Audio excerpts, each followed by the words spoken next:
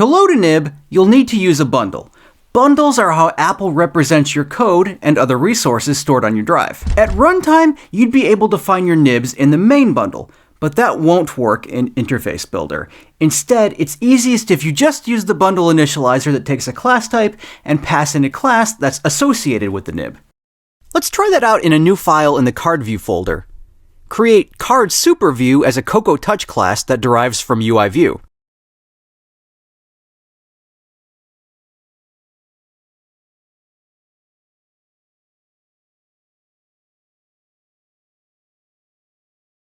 Within it, define an addCardViews method.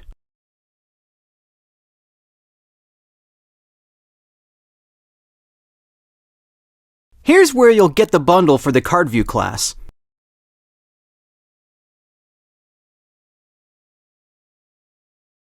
That bundle is going to contain the rest of your code and your nibs. You could use one of your other classes, but this is probably the clearest way to do it. Bundle has an instance method, loadNibNamed.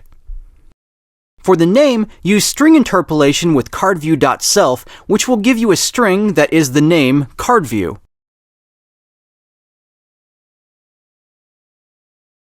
That will work because the nib file is named the same as the class, except for the extension, of course. The owner should be self. We'll talk about why that is later. And you don't need any options. This method will return nil if there's no matching nib, but we know there always will be for this app, so force unwrap the result. The return value is an any array, because you can design multiple objects of different types in the same nib. For now, there's just one card view in the nib, but you'll make another one later, so loop over the array, calling each object a card view. Each one is going to be a subview that you'll add to this card superview.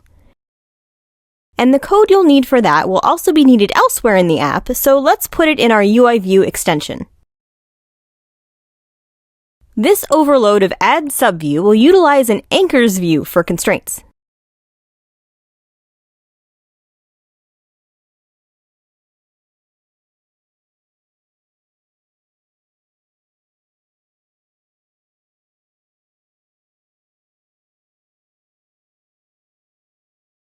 First, add the subview as normal, and set its translates auto resizing mask into constraints to false.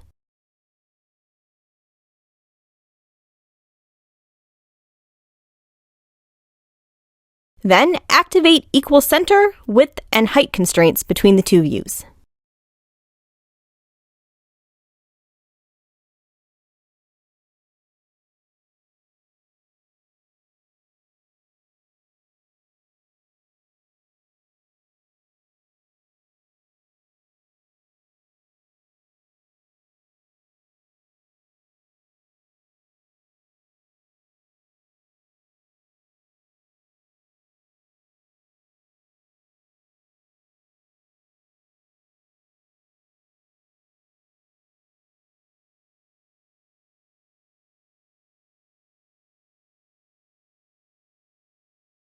Now, call this method in the for loop you started.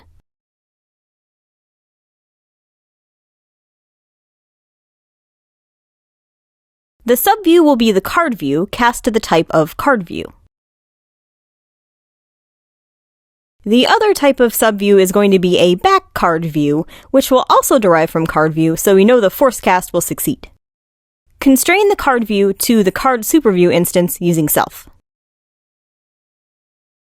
You'll want your card superview to load the nib file at runtime, but also in Interface Builder. For that, you're going to need to call addCardView from two overridden methods. The first is awake from nib. If you're familiar with viewDidLoad in view controllers, awake from nib is kind of the same idea for views that get loaded from nibs or storyboards. When it gets called, your view will be in an initialized state, and if it has any IB outlets, they'll have their values assigned and ready to use. But awake from nib is for runtime use only. Prepare for Interface Builder is the closest you've got in Interface Builder.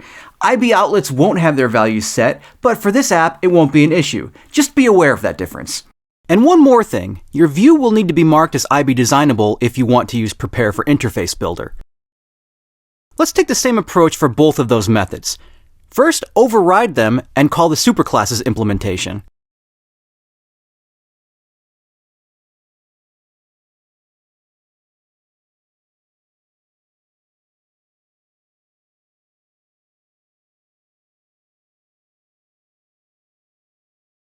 Then, add the card views.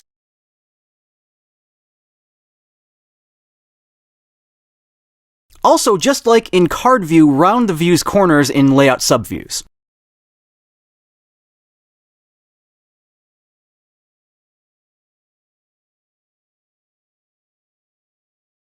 To see Card Superview in action, head to main.storyboard. It's time to put the beginnings of the app's UI together. Use Shift-Command-L to bring up the library and type UIV to filter down to where you can see a view.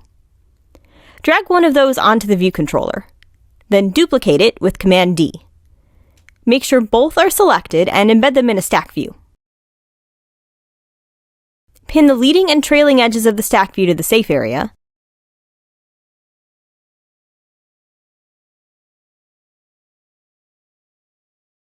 Then align it vertically in container. But edit that constraint to be to the safe area, not the superview. Make sure the constant is 0. And for the stack view's final constraint to the safe area, set them to have equal height.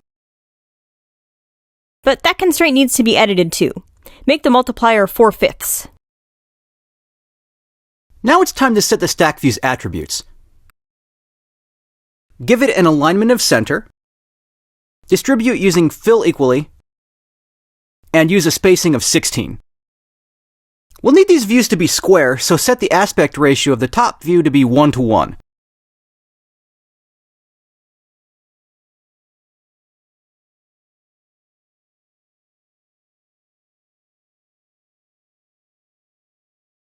Then you can set the width of the bottom view to match the tops.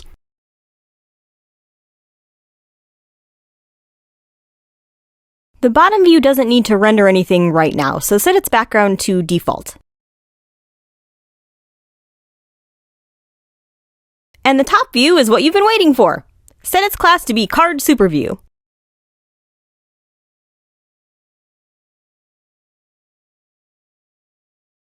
If the card doesn't show up, you'll probably see Build Failed underneath Inherit Module from Target. In that case, close your project and open it again. Xcode is kind of buggy about this. It's almost working, we just need to get the size right. In frontCardView.Swift, override layout subviews,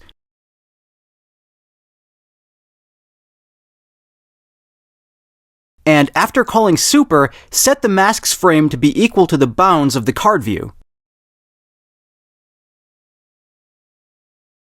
Let main.storyboard reload, and now you're good to go. Build and run. Nib file successfully loaded.